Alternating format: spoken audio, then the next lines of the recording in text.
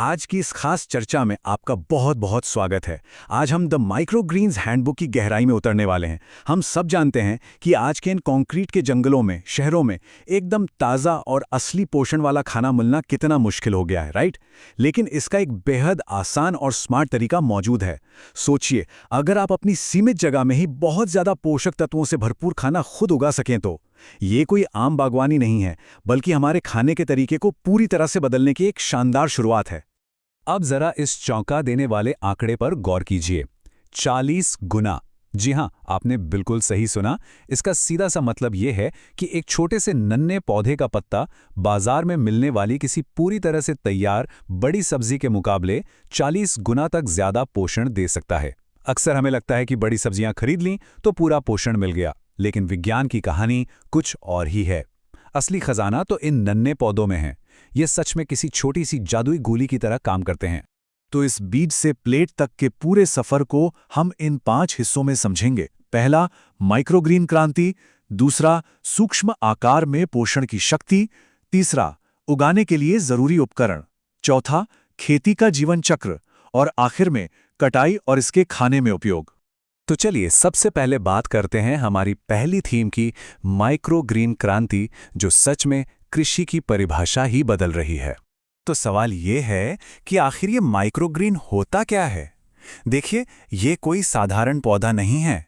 ये पौधे की जिंदगी का वो खास पल है जब उसमें सबसे ज्यादा एनर्जी होती है।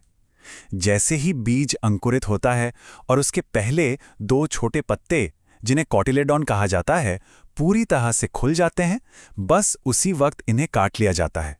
और यही वो सटीक समय है जो इन्हें इतना खास और ऊर्जा से भरपूर बनाता है।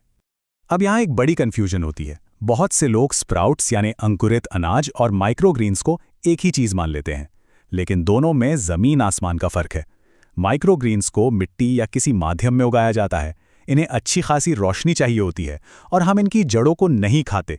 वहीं दूसरी तरफ स्प्राउट्स पूरी तरह से पानी में और अंधेरे में उगते हैं और उन्हें जड़ों के साथ पूरा का पूरा खाया जाता है।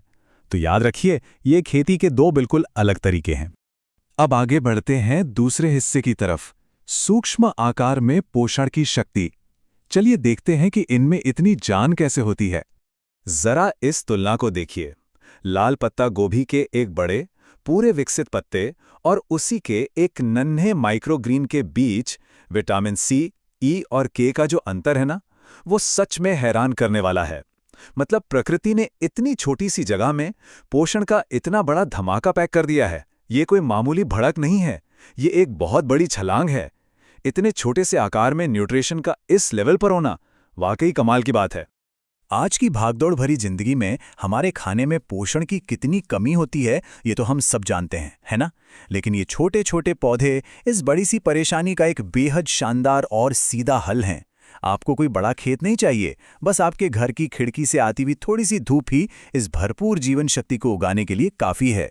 चलिए अब तीसरे हिस्से पर आते हैं, उगाने के लिए जरूरी उपकरण और घर पर खेती का सेटअप। अगर आप सोच रहे हैं कि इसे घर पे कैसे उगाएं, तो बता दूं, ये बहुत ही आसान है। कोई भारी मशीन नहीं चाहिए, कोई बड़ा इन्वेस्टमेंट नहीं करना है। आपको बस कुछ बुनियादी चीजें चाहिए। एक उथली सी ट्रे, अच्छी क्वालिटी के बीज, थोड़ी सी मिट्टी या कोको कॉयर, पानी छिड़कने के लिए एक स्प्रे बॉटल और रोशनी, चाहे वो धूप हो या फिर कोई एलईडी लाइट। बस पूरी तैयारी हो गई। कोई भी बड़ी आसानी से इसे अपने घर के किसी भी छोटे से कोने में शुरू कर सकता है। अब आते हैं चौथे भाग पर, खेती का पूरा जीवन चक्र, यानी बुवाई से लेकर अंकुरण तक का मजेदार सफर। इन शुरुआती स्टेप्स को सही से करना बहुत जरूरी है। ट्रे में मिट्टी डालें, बीज बोएं, लेकिन सबसे खास है इसका तीसरा स्टेप, यानी ब्लैकआउट पीरियड। बीजों को बोने के बाद उन्हें कुछ समय के लिए एकदम अंधेरे में रखा जाता है। इससे होता यह है कि बीज रोशनी की तलाश में ऊपर की तरफ भागते हैं और इसी जद्दोजहद में उनके तने लंबे और मजबूत हो जाते हैं। मतलब एक बेहतर और मजबूत पौधा पाने के लिए हम यहाँ प्रकृति के साथ थोड़ी सी समझदारी भरी ट्रिक खेल रहे हैं। आमतौर पर खेती में महीनों लग जाते हैं, राइट? लेकिन यहाँ सब कुछ कितनी तेजी से होता है वो देखिए। पहले दिन आपने बीज बोए और महज 3 से 5 दिनों में ही बीज अंकुरित होने लगते हैं। और सबसे मजेदार बात, सिर्फ 10 से 14 दिनों के अंदर आपकी वो खाली ट्रे पूरी तरह से कटाई के लिए तैयार हो जाती है, एकदम हरे भरे, पोषण से भरपूर। यही स्पीड तो इस पूरी प्रोसेस को इतना अमेजिंग बनाती है। और अब हमारा पांचवां और आखिरी भाग, कटाई और खाने में इसका इस्तेमाल, आपकी मेहनत का असली फल। कटाई करते समय थोड़ा ध्यान रखना पड़ता है। इन्हें जड़ के ठीक ऊपर से बड़े आराम से काटना होता है। और यहाँ एक बहुत जरूरी टिप है, इन्हें काटने के तुरंत बाद बिल्कुल मत धोइएगा। पानी इनकी फ्रेशनेस को खत्म कर सकता है। इसकी जगह इन्हें बिना धोए किसी सूखे और एयर टाइट डब्बे में पैक करके रख दें। इससे जब भी आप इन्हें इस्तेमाल करेंगे, ये एकदम ताज़े और कुरकुरे ही मिलेंगे। अब घर पर उगाए गए इस ताज़े सुपरफूड को खाने में शामिल करना कितना मज़ेदार हो सकता है ना। आप इन्हें अपनी सुबह की स्मूदी में ब्लेंड कर सकते हैं, सलाद में डाल सकते हैं, सैंडविच के ऊपर सजा सकते हैं या फिर किसी गर्म सूप के ऊपर छिड़क सकते हैं।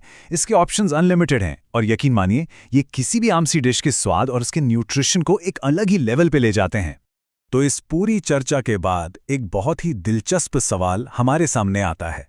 अगर इतना ताज़ा और ताकतवर पोषण हम अपनी ही खिड़की के पास एक इतनी छोटी सी जगह में उगा सकते हैं, तो क्या घर के अंदर की जाने वाली ये खेती हमारे खाने के तरीके और हमारे भविष्य को पूरी तरह से बदल सकती है?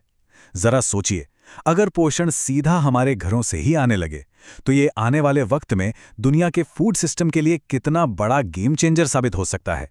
सोचने वाली बात है ना।